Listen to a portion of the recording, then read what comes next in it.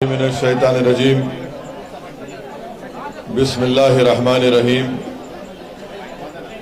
अस्सलामु अलैकुम व रहमतुल्लाहि व बरकातुहू।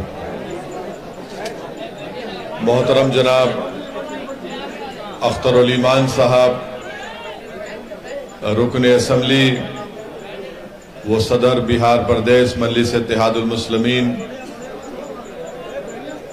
जनाब सैयद आदिल साहब, मजलिस इत्तेहादुल मुस्लिमीन यूथ के सदर, शयनशीन पर तशरीफ फरमा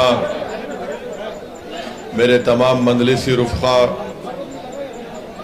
मोअज़्ज़िज़ हाज़रीन इकराम, बुज़ुर्गान कौम और मिल्लत, मेरी ज़दार माँ और बहनों, सबसे पहले आप तमाम का बेहद शुक्रिया कि आपने अपना कीमती वक्त निकाल कर आज के मजलिस इत्तेहादुल मुस्लिमीन के जलसे में शिरकत की। मैं माजरत भी चाहता हूं कि हमको यहां पहुंचने में ताख़ीर हुई। आप तमाम का बेहद शुक्रिया कि आप आज यहां पर आए। अज़ीज़ान मिल्लत इस्लामिया, इस्लाम की तारीख गवाह है कि मुसलमानों को नुकसान बाहर से नहीं अंदर के लोगों से पहुंचा है। इस्लाम की तारीख गवाह है कि हमेशा से दुश्मन ने बाहर से वार नहीं किया, बल्कि अंदर के घर के दुश्मन ने हमेशा वार किया है। इसीलिए अगर आप तारीख का मुताला करेंगे तो करबला के मैदान से पैगाम मिलेगा कि नवासे रसूल को शहीद करने वाले मुसलमान, रसूलुल्लाह सल्लल्लाहु अलैहि वसल्लम की आल पर पानी बंद करने वाले मुसलमान, नवासे रसूल की गर्दन काटने वाले मुसलमान, इमाम हुसैन की गर्दन से बदतमीजी करने वाले मुसलमान, टीपू सुल्तान से गद्दारी करने वाले मुसलमान, बंगाल की सरजमीन पर गद्दारी करने वाले मुसलमान। तो इसीलिए आप देखते हैं कि अल्लाह के रसूल सल्लल्लाहु अलैहि वसल्लम की हदीस शरीफ है कि रसूलुल्लाह सल्लल्लाहु अलैहि वसल्लम मस्जिद में है और नमाज की सफ बनी हुई है और रहमतुल लिल आलमीन सल्लल्लाहु अलैहि वसल्लम उन लोगों का हाथ पकड़ पकड़ कर कह रहे हैं, उखरिज फइन्नका मुनाफिक। रसूलुल्लाह सल्लल्लाहु अलैहि वसल्लम फरमा रहे हैं ज़बान मुबारक से, उखरिज फइन्नका मुनाफिक, निकालो इस मुनाफिक को, निकल यहां से। तो हमेशा हमको नुकसान अपनों से पहुंचा है। जिस पर हमने एहसान किया उसने हमको धोखा दिया। जो कमजोर था, जिसको हमने आपने मुकाम दिया, अल्लाह ने इज्जत दी, उसको इज्जत रास नहीं आई। जिसको गरीबों ने अपने आंसुओं से, अपने दुआओं से कामयाब किया, उसने उन गरीबों के उन आंसुओं की परवाह नहीं की। तो इसीलिए मेरे अजीज दोस्तों और बुजुर्गों, मेरी आपसे इल्तिजा है कि हमारे सफों में जो दुश्मन छुपे हैं उनको पहचानिए आप। जब तक हम इन दुश्मनों से अपने आप को पाक नहीं करते, हमको कामयाबी नहीं मिलेगी। सलाहुद्दीन अय्यूबी रहमतुल्लाह अलैह को बैतुल मुक़द्दस और मस्जिद अक़सा पर कामयाबी कब मिली? कई मर्तबा कोशिशें हुई, कामयाबी नहीं मिली। सलाहुद्दीन अय्यूबी फातेह बैतुल मुक़द्दस को कामयाबी उस वक्त मिली जब सलाहुद्दीन अय्यूबी ने बैठ कर यह कहा कि ये नहीं रहेगा, ये नहीं रहेगा, ये नहीं रहेगा। उसके बाद अल्लाह सुब्हानहू तआला ने उनको कामयाबी से हमकिनार किया। मैं यकीनन आपका शुक्रिया अदा करता हूं कि आप तमाम ने मिलकर यहां से मजलिस इत्तेहादुल मुस्लिमीन के एक उम्मीदवार को यहां का विधायक और एमएलए बनाकर कामयाब किया। आपका एक बहुत बड़ा एहसान मजलिस इत्तेहादुल मुस्लिमीन पर है। मैं आपसे माफी भी चाहता हूं, इसलिए कि जिसको हमने और आपने मेहनत की उन्हीं ने हमसे गद्दारी की। आप और हमने कोशिशें की कि जो लोग कामयाब होंगे वो गरीबों के दरमियान में बैठेंगे, जो कामयाब होंगे वो गरीबों के दर्द को समझेंगे। जब कोई विधायक बनेगा तो नौजवानों के आंख से बहते हुए आंसू को पहुंचेगा। जब कोई विधायक बनेगा तो वो मां और बहनों के उन ख्वाबों को पूरा करने की कोशिश करेगा। जब कोई कामयाब होगा तो हम और आपने ये समझकर मेहनत की कि ये हमारे घर पर आकर हमारी तकलीफ को सुनेगा। हमने जिसको कामयाब किया ये समझकर कामयाब किया कि वो जब विधानसभा में जाएगा तो ना सिर्फ कोचा दामन बल्कि सीमांचल की नाइंसाफी की आवाज को बुलंद करेगा। मगर अफसोस इस बात का है कि उन्होंने गरीबों के साथ बैठना पसंद नहीं किया, इन्होंने कमजोरों के साथ बैठना पसंद नहीं किया, इन्होंने मां और बहनों के ख्वाबों को पूरा करने के ताल्लुक से उसको सोचना छोड़ दिया। उन्होंने नौजवानों को हौसला दिलाने की कोशिश नहीं की, बल्कि इन लोगों ने मिलकर गरीबों का साथ छोड़कर जालिम लोगों के चौखट पर जाकर अपने सर को झुका दिया। मजलूमों से इंसाफ करने के बजाय जालिमों को और मजबूत किया। इख्तिदार में आने के बाद इख्तिदार पर बैठने वालों से पूछने के बजाय उन्होंने गुलामी को कबूल किया। ऐसे लोग हमारा कभी साथ नहीं दे सकते थे और इन्होंने अपनी असलियत को दिखा दिया। ये गद्दाराने कौम और मिल्लत हैं। अगर ये कह रहे हैं कि असदुद्दीन ओवैसी को तुमने धोखा दिया, तुमने असदुद्दीन ओवैसी को धोखा नहीं दिया, तुमने कोचा दामन के गरीबों और मजलूमों नौजवानों को और मां और बहनों के पीठ में तुमने खंजर घोंपा है और कभी भी यहां की आवाम तुमको माफ नहीं करेगी। अगर हिम्मत है तो आ जाओ, इस्तीफा दो, आज इस्तीफा दो, मुकाबला करो, देखते हैं। मैं इन चारों बेईमानों से कह रहा हूं, अगर तुम में हिम्मत है तो इस्तीफा दो। खुदा की कसम खाकर कह रहा हूं, तुम जब दोबारा चुनाव लड़ोगे इस्तीफा देकर तुम्हारी जमानत नहीं बचेगी। है तुम में हिम्मत तो बोलो, नीतीश को आ जाओ, तेजस्वी को आओ, तुम्हारे लिए कैंपेन करो। ओवैसी अकेला खड़ेगा, इन सबसे मुकाबला करेगा, मगर इस्तीफा नहीं देंगे, इस्तेसाल करेंगे। इनमें हिम्मत नहीं है इस्तीफा देने की। अरे तुम नहीं जीते, मजलिस की मोहब्बत में अवाम ने वोट दिया। तुम नहीं, तुम्हारी जात नहीं जीती, सीमांचल की लड़ाई के लिए अवाम ने वोट दिया। तुम्हारे बाप की वजह से तुम नहीं जीते, सीमांचल के गरीबों की वजह से तुमको कामयाबी मिली। ये समझ गए कि इनकी जात बहुत बड़ी है, इनफरादियत बहुत बड़ी है। अरे याद रखो, असदुद्दीन ओवैसी को अगर आज पहचान मिली तो अल्लाह के फजलो करम से मजलिस इत्तेहादुल मुस्लिमीन की वजह से मिली। मैं मजलिस की वजह से हूं, अगर मजलिस नहीं मगर नहीं हूं तो मैं कुछ भी नहीं। तो इन लोगों ने समझ लिया कि हम बहुत बड़े हो गए। अरे तुम कभी बड़े नहीं हो सकते। तुमने कौम से गद्दारी की, सीमांचल से गद्दारी की, गरीबों से गद्दारी की। तुम छोटे थे और हमेशा छोटे रहोगे इंशाअल्लाह। मेरे अजीज दोस्तों और बुजुर्गों, ये चार के चार जब निकलकर लालू के घर पर गए तो किसी ने मुझे तस्वीर भेजाई थी कि ये चार के पैर में चप्पल नहीं है, नंगे पैर बैठे हैं। चार के पैरों में चप्पल नहीं है, नंगे पैर बैठे और लालू उसकी औलाद के पैर में चप्पल है, ये तुम्हारी इज्जत है। अरे हम तो तुमको अपने कंधे पर बिठाया था, सीमांचल की जनता ने, सीमांचल की जनता ने तुमको अपनी आंखों का नूर बनाया था, अपनी पहचान बनाया था, मगर तुमको इज्जत रास नहीं आई।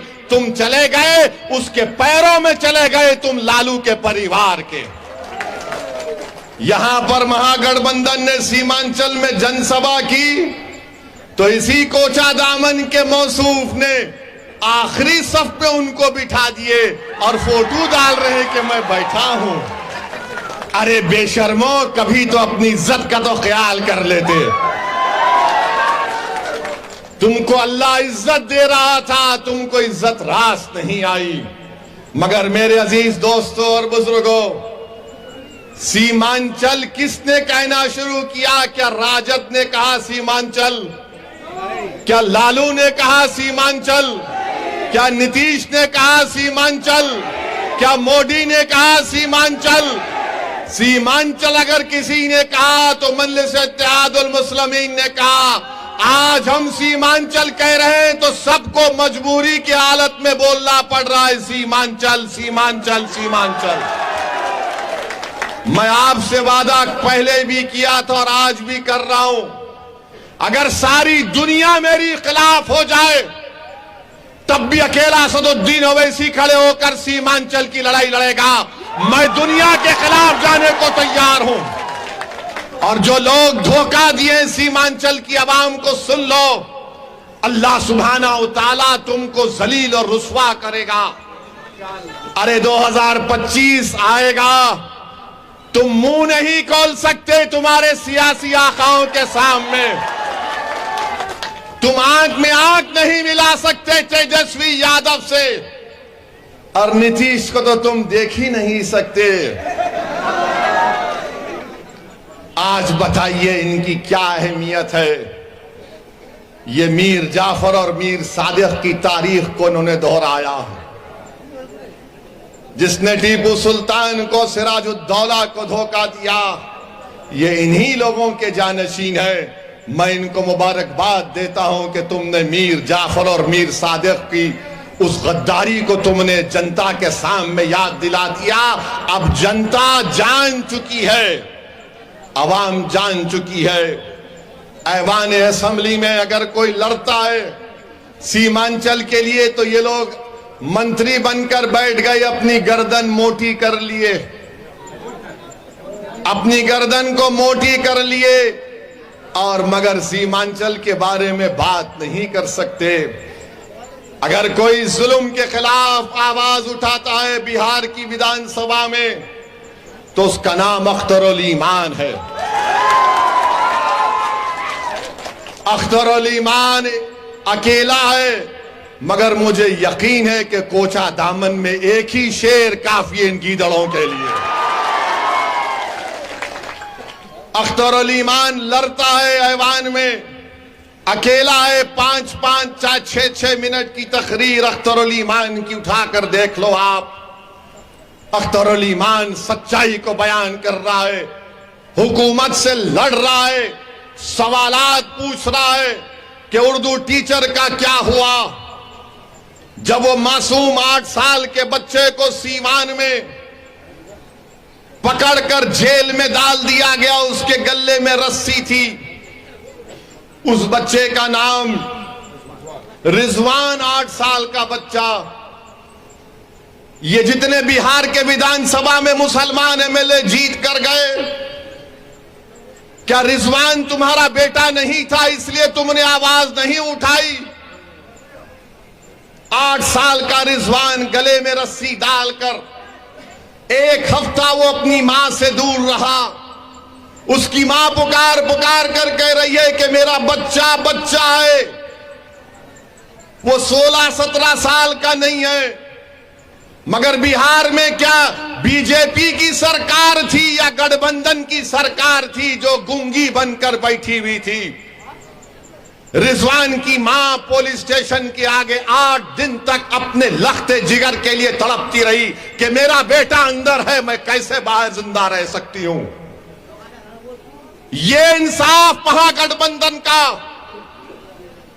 8 दिन तक एक मां अपने 8 साल के बच्चे को तड़पती रही।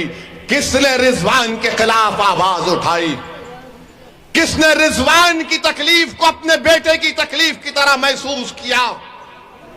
किसने उस तड़पती मां के आंसुओं को समझा? वो मजलिस इत्तेहादुल मुस्लिमीन और असदुद्दीन ओवैसी और अख्तरुल ईमान थे जिन्होंने रिजवान के लिए आवाज उठाई। ये महागठबंधन के लोग क्यों नहीं बोले रिजवान के बारे में? अरे तुम बोलो ना रिजवान के बारे में, तुमने क्यों नहीं बोला? बोलो, इल्जाम लगाने वाले हम पर, रिजवान पर नहीं बोले। वैशाली में गुलनार नाम की एक बच्ची, वैशाली में गुलनाज एक बच्ची का नाम था, उसको जला दिया गया। क्या गुलनाज के खिलाफ महागठबंधन का कौन सा मंत्री बोला? ये कोचा दामन का बेईमान जो भागकर तेजस्वी के पैरों में पड़ा हुआ है, क्या गुलनाज पर बोल नहीं सकते थे? नहीं बोलेंगे। अख्तरुल ईमान वैशाली को गए, गुलनाज के बारे में बोला, ये कुछ नहीं बोल सके।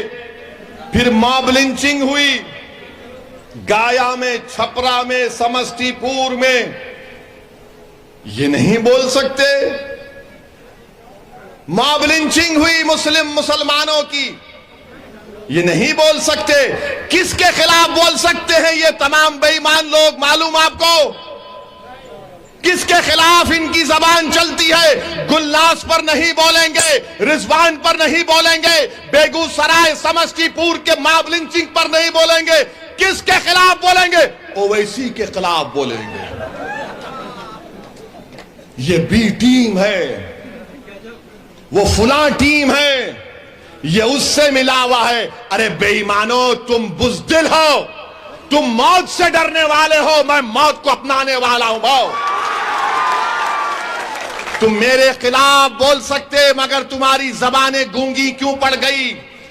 तुम रिजवान के बारे में नहीं बोले, गुलनाज के बारे में नहीं बोले, ये मॉब लिंचिंग के बारे में नहीं बोले, मगर इनकी जबान चलती है क्योंकि इनके जो सरों पर जो आका इनका बैठा है, इनका जो मालिक बैठा है, जो इनको पैसे देकर इनके ईमान को खरीद चुका है, जिनकी आंखों के सामने वो कठपुतली है, वो बोले गए बोल ओवैसी के ऊपर फौरन बोलना शुरू कर, ये बोल ओवैसी पर बोल, फौरन बोलना शुरू कर देते।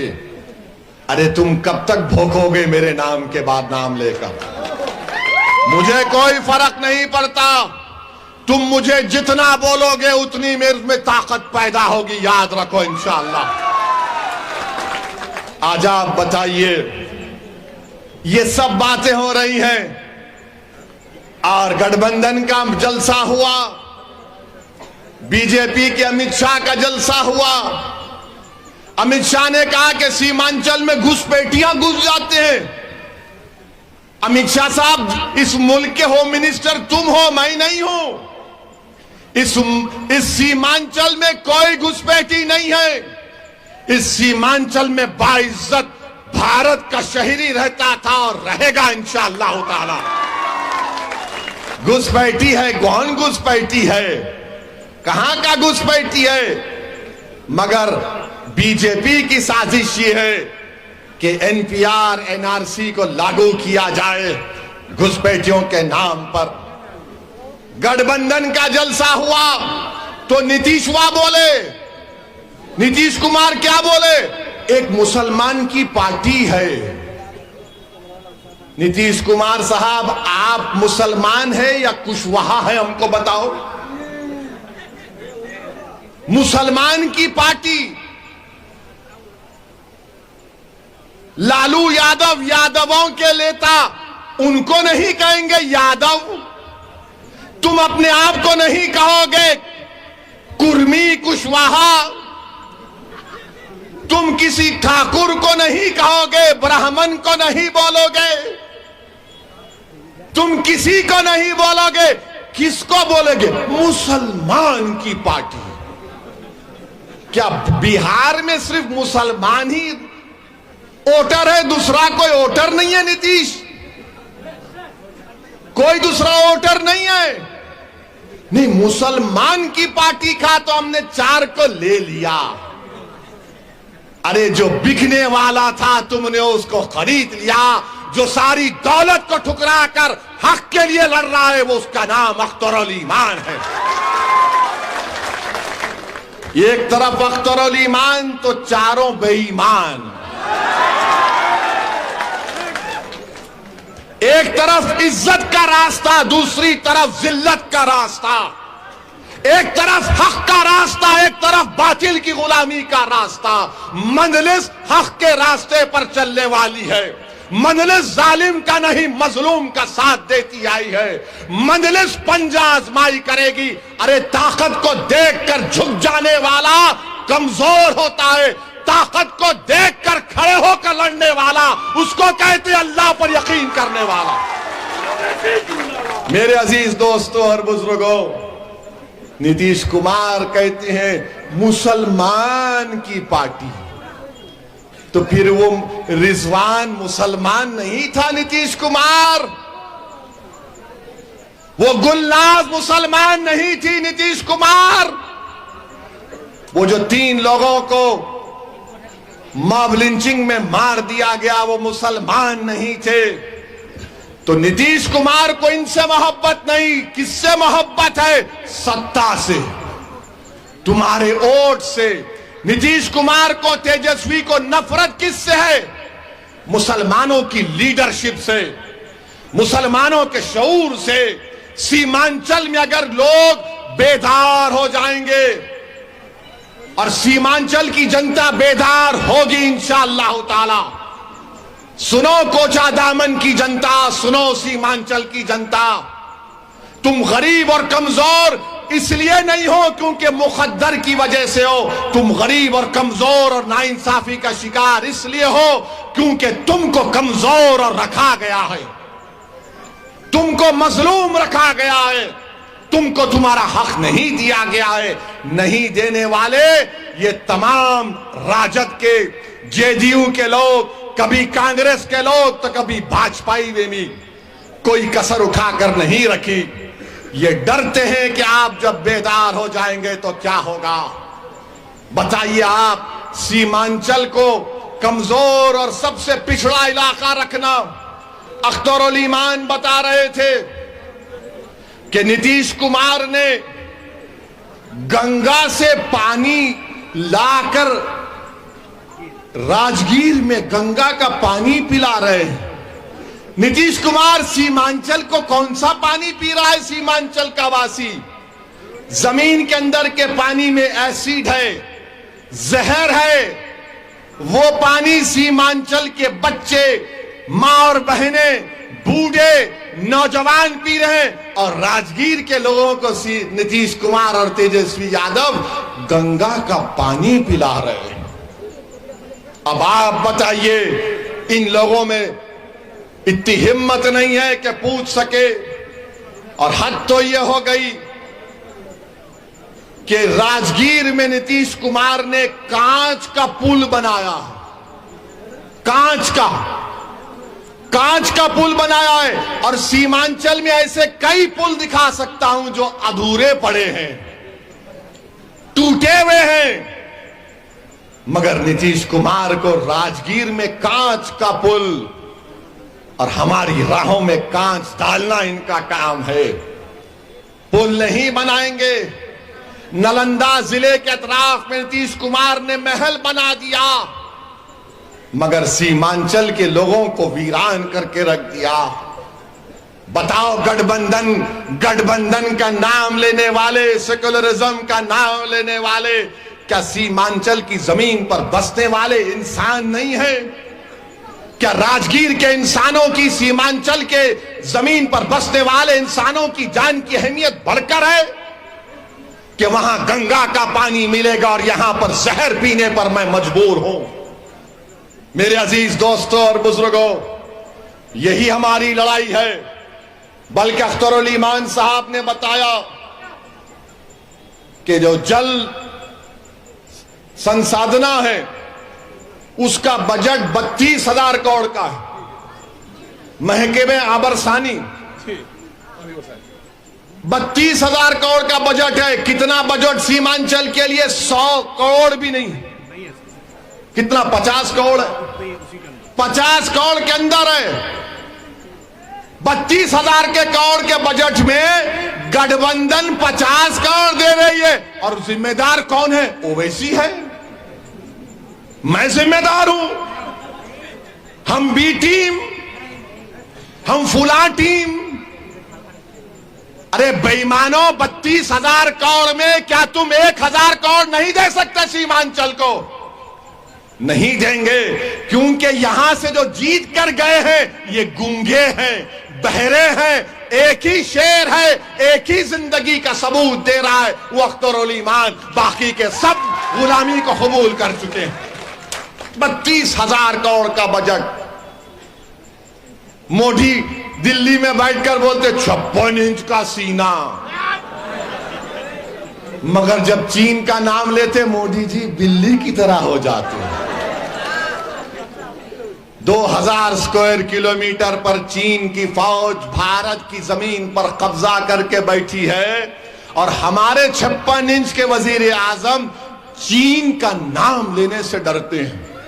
बल्कि मैं तो सुना कि आजकल शक्कर में भी, चाय में भी शक्कर नहीं डाल रहे, क्योंकि चीन निकल गया तो परेशानी।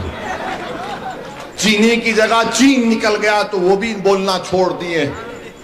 अमित शाह आकर झूठ बोलकर गए कि एयरपोर्ट बन गया। कहां बना एयरपोर्ट? एयरपोर्ट में सिविल अभी ये कोई नहीं शुरू हुआ। किशनगंज से पूर्णिया तक रेल की लाइन डालना है, कभी नहीं डाले मोदी जी 9 साल में। 40 किलोमीटर की एक रेलवे लाइन डालना है, दालकोटा से पूर्णिया नहीं डाले। क्या कोचा दामन में रेलवे का स्टेशन है? कोचा दामन में रेलवे का स्टेशन है? क्यों नहीं है? इसलिए नहीं है क्योंकि यहां का एमपी, यहां का विधायक सब के सब टाई टाई हो चुके हैं। सब के सब टाई टाई हो चुके हैं। मेरे अजीज दोस्तों और बुजुर्गों, जलालगढ़ से किशनगंज की रेल की लाइन डालना है। कांग्रेस की यूपीए की सरकार थी, 2008 से अब 2023 में आ चुके हैं। 14 साल हो चुके हैं। जलालगढ़ से किशनगंज की रेलवे की लाइन नहीं डाली जाती है। डिग्री कॉलेजेस नहीं है सीमांचल में। इसकी लड़ाई अख्तरुल ईमान और मजलिस इत्तेहादुल मुस्लिमीन लड़ रही है। मेरे अजीज दोस्तों और बुजुर्गों, हम आपसे अपील कर रहे हैं कि आप अपने हौसलों को बुलंद रखिए। ये लोग मजलिस पर इल्जाम लगाते, मगर पूछो ये गठबंधन वालों से, जब स्पीकर का इलेक्शन हुआ, अख्तर भाई, स्पीकर का इलेक्शन हुआ, डिप्टी स्पीकर का इलेक्शन हुआ, तो मजलिस ने बीजेपी को वोट दिया या गठबंधन को वोट दिया? पूछो आप। मजलिस ने ये गठबंधन का जो उम्मीदवार था उसको वोट दिया। मगर दुश्मनी क्या है लालू के परिवार को कि यादव लीडर बनेगा, अख्तरुल ईमान नहीं बन सकता। कुर्मी बन सकता है मगर अख्तरुल ईमान नहीं बन सकता। ब्राह्मण बन सकता है मगर अख्तरुल ईमान नहीं बन सकता। भूमियार बन सकता है मगर अख्तरुल ईमान नहीं बन सकता। मगर इंशाअल्लाह ताला अब बिहार की राजनीति के मुकद्दर के फैसले सीमांचल से तय होंगे, मुझे यकीन है इंशाअल्लाह ताला। और हाँ, जिंदाबादी, हम जिंदा ही रहेंगे इंशाअल्लाह ताला। हम मर भी जाएंगे तो जिंदा रहेंगे। जो जमीर फरोश है वो जिंदगी में भी मुर्दा है और अंदर भी मुर्दा रहेंगे। तो मैं आपसे कह रहा था कि मीडिया के लोग हमसे पूछ रहे हैं, नीतीश कुमार प्रधानमंत्री के उम्मीदवार हैं, आप क्या करेंगे? हमने उनसे पूछा कि भाई पलटू राम किसने कहा था? हमने तो नहीं कहा था ना, मेरी जबान से आपने कभी नहीं सुना। किसने कहा था? किसने कहा था? राजद ने कहा था, हमने नहीं कहा। मगर यह बात समझ में नहीं आती कि किसी को चाचा भी कहा और पलटू राम भी कहा और गले से भी लगा लिया और दोनों बैठकर मलई खा रहे हैं, गपा गप गपा। पूरी बिहार की मलई खा रहे हैं और सीमांचल को सूखा कर दिए। और नीतीशवा बोल रहे हैं, इनके लोग कह रहे हैं कि देश में अब नया प्रधानमंत्री है। नीतीश कुमार, तेजस्वी यादव, याद रखो, तुम्हारे दिल्ली का ख्वाब अगर पूरा होना है ना तो वो पटना से नहीं सीमांचल से जाएगा। और उस ख्वाब में सबसे बड़ा अगर कोई आदमी खड़ा हुआ है तो उसका नाम असदुद्दीन ओवैसी होगा, याद रखो। तुम सीमांचल से इंसाफ करो, अल्लाह तुम्हारी मदद करेगा। तुम सीमांचल से नाइंसाफी करोगे, जो करते आए हो, तो जिल्लत और रुसवाई और जिंदगी में नाकामी तुम्हारा मुकद्दर बनेगा। यहां की गरीब आवाम खामोश है, मगर इनकी खामोशी को कमजोरी मत समझो। गरीब है, उसकी खामोशी है, मगर अल्लाह उस गरीब की खामोशी को, तकलीफ को महसूस करता है। तुम डरो, इन कमजोरों की तकलीफ को पहचानो। वजीर आजम बनेंगे हमारे अरमानों को तोड़कर। हम भी नहीं चाहते कि 2024 में दोबारा नरेंद्र मोदी देश का वजीर आजम बने। मगर ये कौन सी तुम्हारी सियासत है कि तुम कभी मोदी से निकाह कर लेते तो कभी तेजस्वी से निकाह कर लेते। तुम कभी मोदी को 3 तलाक कह देते तो कभी तेजस्वी को 3 तलाक कह देते। तुम कभी उनसे वलीमा कर लेते तो कभी इनसे अकीका कर लेते। अरे आखिर तुम हो क्या? तुम ठहरोगे या पलट जाओगे? मगर हम नहीं पलटेंगे। जो जाता है चला गया। मैं जिम्मेदारी के साथ कह रहा हूं, जज्बात में आए बगैर कह रहा हूं, सीमांचल की जनता को, पूरी दुनिया मेरे खिलाफ खड़ा हो जाए, मगर एक तुम्हारा दीवाना तुम्हारे लिए लड़ता रहेगा।